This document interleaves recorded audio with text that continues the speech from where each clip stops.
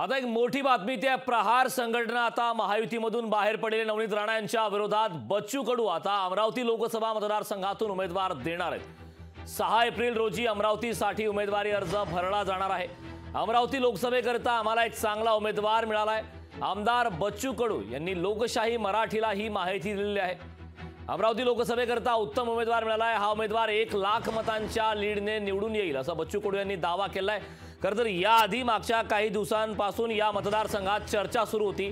अमरावती लोकसभा मतदारसंघात खरं तर 2 आमदार हे प्रहारचे आहेत, त्यामुळे बच्चू कडू यांनी या मतदारसंघात दावा केला होता। त्यामुळे अमरावती लोकसभा मतदारसंघात बच्चू कडू यांच्या प्रहार संघटनेला ही जागा दिली जावी अशी त्यांची इच्छा होती।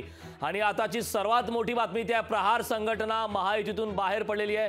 त्यामुळे आगामी काळात अमरावती लोकसभा मतदारसंघात विद्यमान खासदार नवनीत राणा यांच्या विरोधात आता बच्चू कडू आपला उमेदवार देण्यात दिलेले आहेत त्यांनी। आणि याच संदर्भात राणांविरोधात बच्चू कडू उमेदवार दिल्यानंतर हा उमेदवार योग्य आहे, 1 लाखांपेक्षा जास्त मताधिक्याने या ठिकाणी आपला उमेदवार विजय होईल अशा प्रकारचा विश्वास देखील त्यांनी व्यक्त केलेला आहे।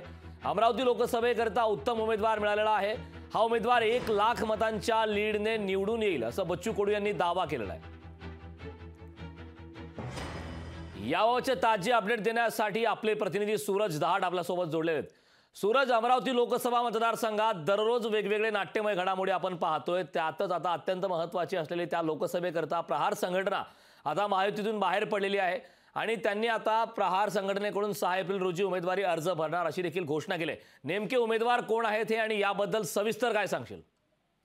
नक्कीच आपण जर पाहिलं तर आमदार रवी राणा आणि आमदार बच्चू कडू यांचा संघर्ष आहे।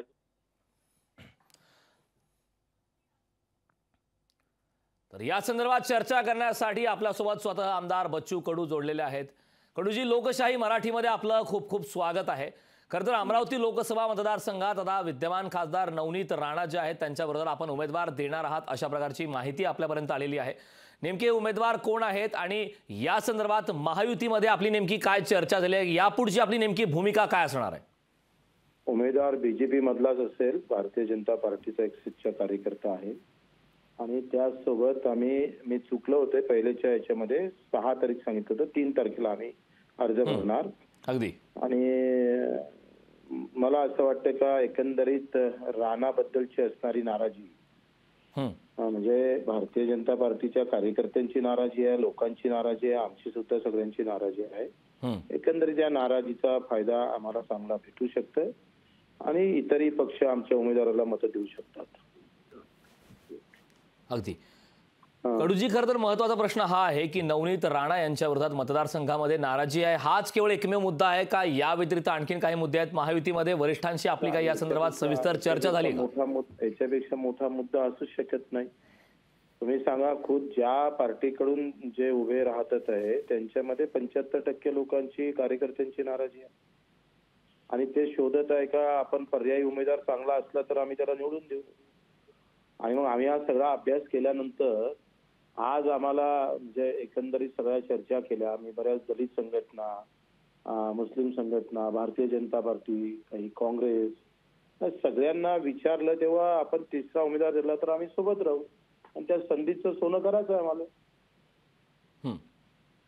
नक्की। मात्र याआधी सांगताना आपण असं देखील म्हणाला होतात की मुख्यमंत्री एकनाथ शिंदे यांच्या समवेत आपण महायुतीमध्ये सहभागी झालेले आहेत, या मतदारसंघात आपलं प्राबल्य आहे। एकनाथ शिंदे मुख्यमंत्री यांच्यासोबत आपली चर्चा या संदर्भात सविस्तर झाली आहे का? नाही, मी स्वतः कधी चर्चा करत नाही, त्यांनी करायचं असेल तर करावी। अगदी, नक्कीच। कडूजी, खूप खूप धन्यवाद, आपण लोकशाही मराठीशी संवाद साधलात त्याबद्दल। लोकशाही मराठी ऐका, पहा, जागरूक रहा।